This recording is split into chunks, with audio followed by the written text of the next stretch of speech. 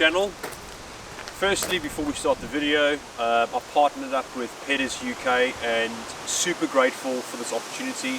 The reason why we've done this, and myself personally, is to bring you guys some real-time information on the Trakryder Extreme suspension kit. Now, that being said, there are loads of different suspension kits out on the market. Making a decision or a choice on a particular kit sometimes is very, very difficult. A lot of us are exposed and influenced in various different ways, from either watching your favorite race car driver and seeing what particular suspension they use, or being exposed to loads and loads of different adverts. So in this particular video, what we're going to do is take you back to the beginning, through all the suspension that we used in this vehicle, all the way up to now the Trakryder Extremes, from factory to the foam cells and now the Extremes. We'll give you a breakdown, what we've experienced, what we've gone through, all the way through to what we have here now. So in a future video, we'll be obviously giving you guys a more in-depth review on the performance of the Extreme suspension, and see how that's gone over, say, a period of, say, 12 months, and give you guys an understanding of what you can expect from this particular type of kit.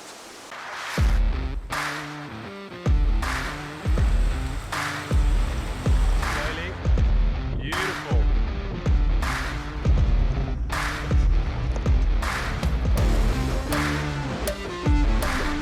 Oh, what a machine!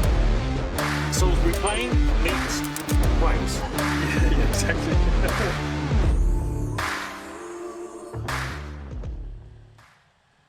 So in my particular case, I've used Pedders right from the start of my journey. Main reason is their knowledge of suspension setup, and obviously the price. The price was right, it fitted my budget. But I think most importantly was their customer service and just their general knowledge of suspension setup.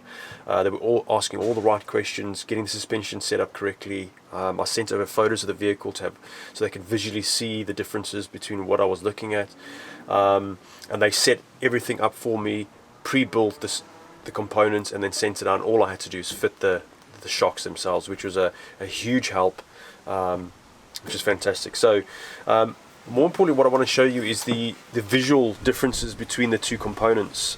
This is factory shock. Obviously this is your foam cell shock, your upgrade to this. Starting from the bottom, you can see the bushes on the factory. You haven't got a lot of bushing area, so the movement of that shock is drastically minimized, whereas your Pedders is a lot more range of movement within these bushes, so it kind of dampens those hard knocks on these components, whereas these tend to wear out very, very quickly in these uppermost points here. So that's a visual increase, which is really good. And then moving up into the actual, obviously the lower parts, you can see there's a visual difference. The actual shock body itself, this is a lot larger, holds a lot more fluid, keeps the suspension a lot cooler for a lot longer, especially if it's going across undulating terrains like, you know, corrugations and a lot of bumpy terrain, so it keeps that performing better for longer, which is awesome. And then having a look straight into the spring, you can see there is a noticeable difference in the size of the spring. This is a lot fatter compared to your factory, so a lot stronger. It's applying, it's carrying a lot more weight. I think this might be due to the fact that this is designed to carry weights such as a bull bar and a winch, which this was set up for.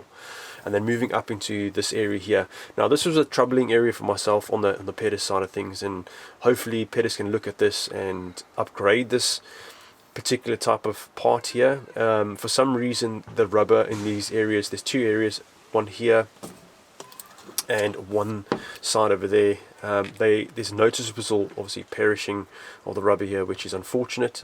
It is a great shock. I mean, that doesn't affect the performance of the shock, but I think for the overall longevity of the life of this component, I think this could potentially fail. So it might be an area which Pedders need to have a look at and concentrate on, maybe investing some money in getting a more durable rubber, whereas this factory component here looks a lot more durable. The rubber is a lot softer, it's more pliable. This is obviously hardened quite a lot, and obviously it's just perished there, which is unfortunate. I wouldn't say it's because of obviously this that's in there. I have seen the foam cells without these that are still perishing. So it is definitely got to do with this component here. And again, it doesn't obviously affect the performance of the shock. You can see obviously they're exactly the same height to factory, from obviously the lowermost part all the way up to the studs that stick out to that point there. This is obviously the heightening block that we've got, a spacer. Now, getting a spacer is nice. It gives obviously a nice height to the truck. It lifts the front up, makes it look better. But ultimately it does affect and could affect the performance of some of your components, especially the most important ones, which is your CV joints.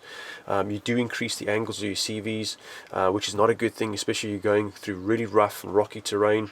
It could really affect the performance. You put a lot of stress on those components. So it's nice if you don't do off-roading, then yes, I mean you can easily do this, but it does take a lot more work and a lot more effort to get this shock in with one of those, because you're dealing with a much longer stud, plus the spacer to get it into your shock tower is a hell of an effort. So you're looking at basically disconnecting your CV and dropping everything right down to get this little bugger in. So it is a heck of a job.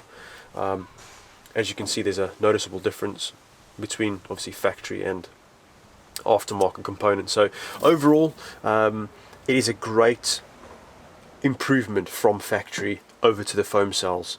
But let's have a look at the Trakriders and have a look at those components and compare them to these two. Introducing the Trakryder Extremes. Going to make this short and sharp as possible. I don't want to bore you guys too much with any information. Overall, the suspension itself, you can see from the selection of products that Pedders have chosen to construct the suspension is a noticeable increase and improvement over the foam cells. A lot of this componentry is made out of machined aluminium, so it's nice and light. Obviously good for terrains where there's a lot of salt and stuff, so it's a lot more durable in those sort of settings. You can see the orientation of the shock is basically flipped on its head, so the shock is moving in that sort of, especially this component here.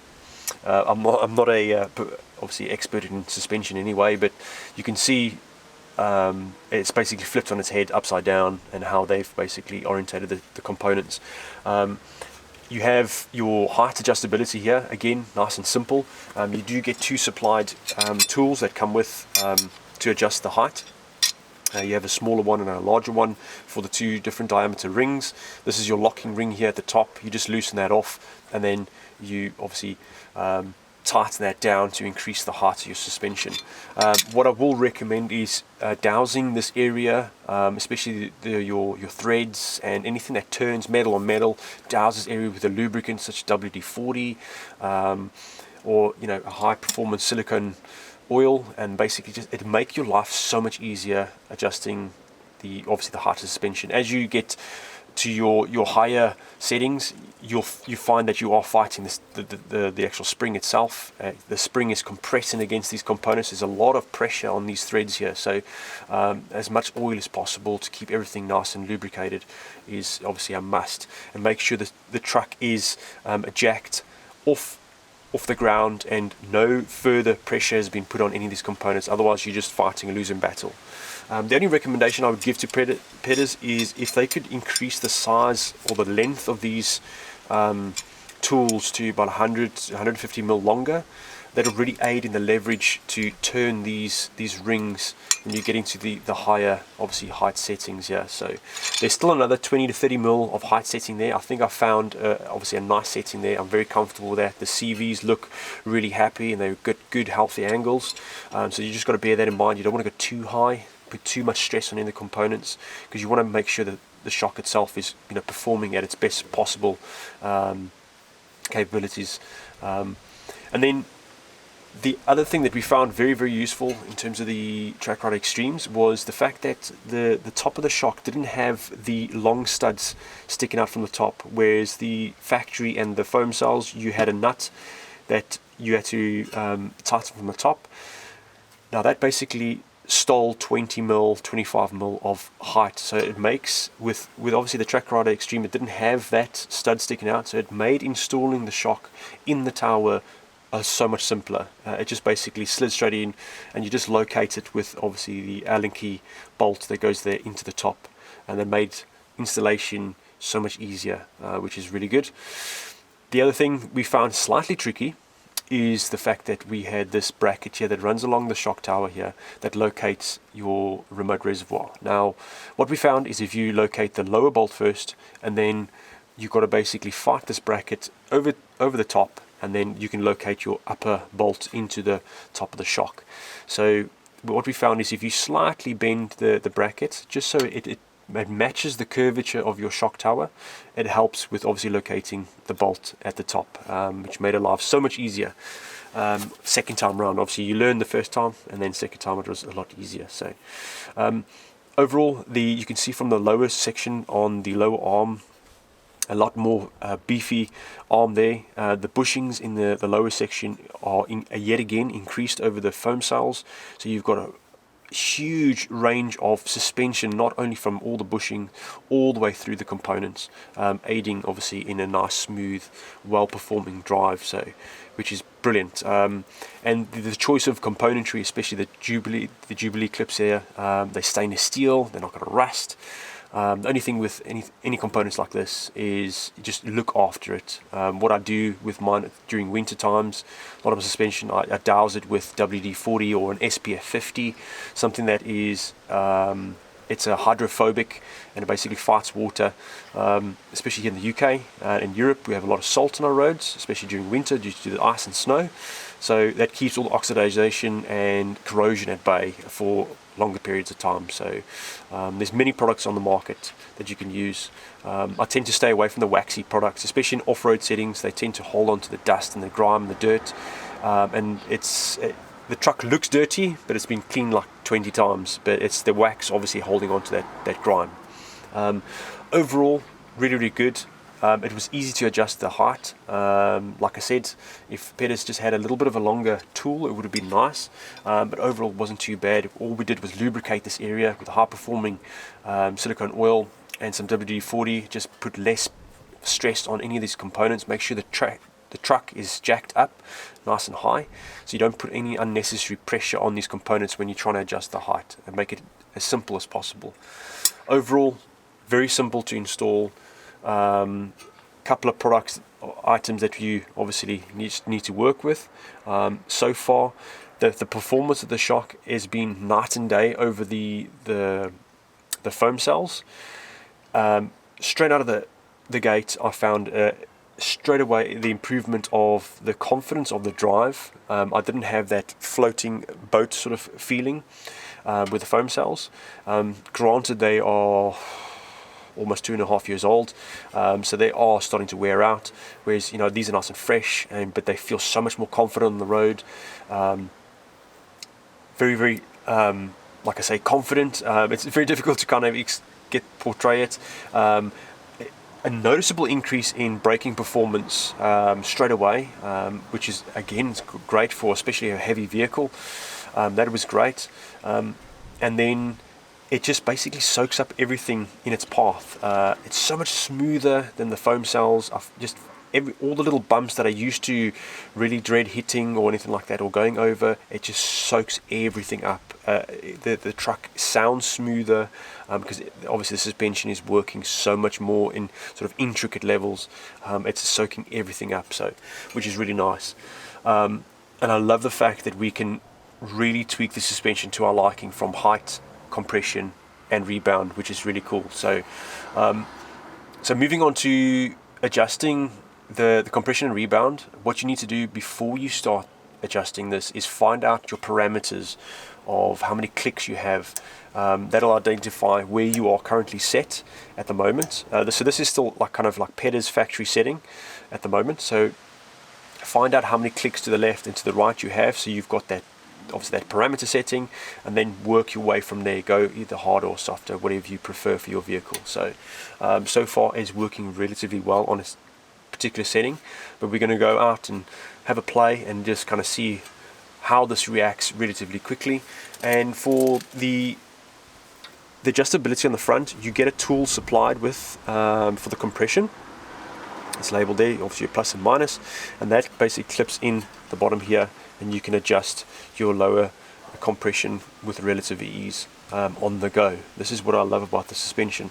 I found obviously the mounting point here in the front so much more accessible. The BP51s were at the rear. That's not a problem. You can still access those. Those were great. But I think the immediate difference here between the Trakriders and the BP51s is the fact that not only do you have compression, but you also have rebound adjustment. And I think their adjustment is in the center of the shock there. I haven't had much of a play with that, so I'm not too sure how easy that is. But in terms of what we have here, it is relatively easy. Once you get a height setting, you are good to go, and it is relatively easy. A couple of clicks, and then you'll find that happy medium. For different terrains, you'll be able to set it straight away. 2 clicks harder, 2 clicks softer, for obviously different types of settings such as mud, rocks, gravel, tar roads, all that kind of thing. You can't forget the rear of the suspension. This comes in the kit, is the rear suspension components. You can see there's a night and day difference between the factory and the Pedders Trakryder Extreme. Fantastic selection of componentry throughout, yet again, from front to rear. They've kind of carried that design, and from the bushings in the top and the lower mounting points, again, really robust. So there's a lot of confidence in obviously those components and the longevity of those components. And again, it's nice and easy to get to these components, and setting these components, nice audible clicks in your reservoirs, and very easy to access.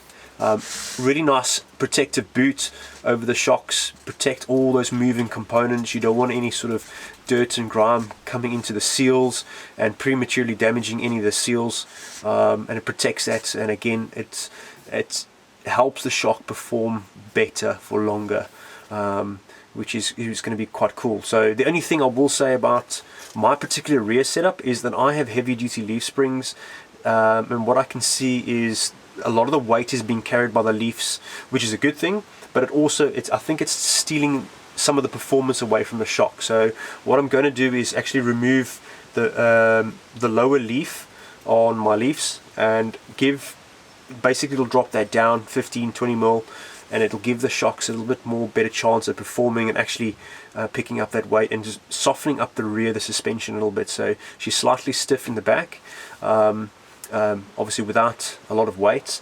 So, but I want to give the truck a better chance, and the suspension a much better chance, and you guys more informative sort of videos where I can really display and show you guys how the suspension is working and how it's performing over a period of time, and to give some true real life testing to you guys. So there you go, guys, a little bit of an informative video, and basically dissecting the suspension that we've had in this particular vehicle. Hopefully that gives you guys enough information to make a choice of your own on what sort of kit is suitable for you guys.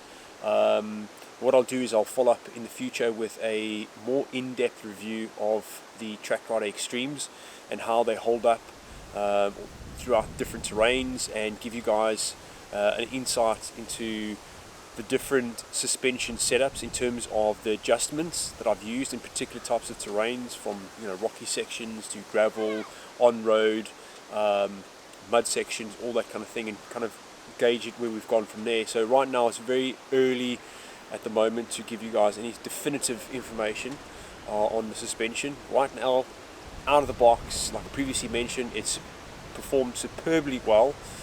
It's transformed the handling and the behavior of the vehicle, given the vehicle a lot more confidence. It feels more stable on the road, a lot more braking performance.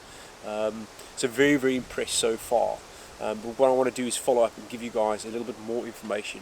I think that would only be more justifiable with a lot more sort of data I can sort of put together and present to you guys. So if you find the video informative and helpful, please hit that like button. It really helps the channel grow. And if you're new here, hopefully I've earned your subscription, and share the love, share it around with your friends. I really appreciate it, and we'll definitely see you in the next one. If I'm not back in 5 minutes, just wait longer.